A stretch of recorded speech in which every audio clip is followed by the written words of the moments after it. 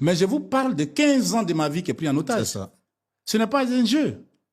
Pendant que je vois M. Bitogo à la mairie de Yopougon donner du boulot aux gens et tout, moi je cours tous les tribunaux, je cherche tous les avocats, les plus grands pénalistes au monde pour que je sois innocenté dans mon pays. Mais pourtant c'est lui qui a l'argent. Pourquoi vous voulez que je tourne autour de ça?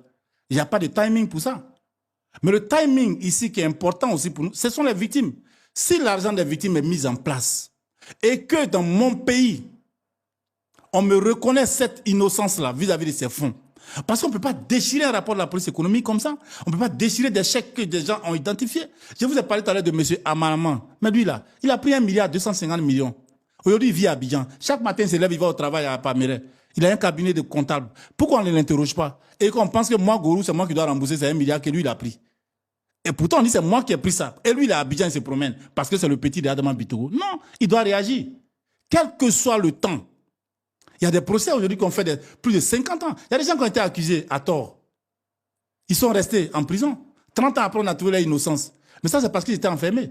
Et moi, de mon vivant, chaque jour est un combat. Chaque moment est un combat. C'est pour ça qu'on parle de politique. Mais je vous dis, récemment, le président Laurent Gbagbo il a parlé du mouvement Trop c'est trop. Mais avant même que le président Gbagbo ne parle de Trop c'est trop, mais moi-même, quand je suis assis à la maison, puis je pense à ce dossier-là, mais Trop c'est trop. Quelqu'un a pris de l'argent. Des gens ont pris de l'argent. Ils sont présents, ils sont vivants. Ça dit, et puis on ne dit rien. Quand tu vois les juges te disent non, faut pas, on va le convoquer, c'est toi qu'on juge. J'ai dit, mais c'est lui qui a l'argent, vous dites c'est moi que vous jugez. On dit non, il faut accepter ça. Et mieux quand tu veux parler, on va plus loin pour dire, mais Gourou t'es dit en liberté, il faut laisser. Même ça, on t'a mis en prison. Mais ça, c'est pas un raisonnement. Et c'est pas à nous d'accepter ça. Donc moi, je me bats à chaque instant. Aujourd'hui encore, nous sommes plus déterminés parce que nous sommes convaincus. Mais que M. Bitogo, il est solvable. Non seulement il est solvable, mais tellement ses ambitions aussi sont grandes, mais on pense que peut-être que tout va changer dans ta tête aussi à un moment donné. Parce que si tu reçus à des fonds et que les gens disent que ça pose un problème, et que pour ça on est en train de condamner des gens et que ça agit aussi au plan international, mais il faut prendre ses responsabilités.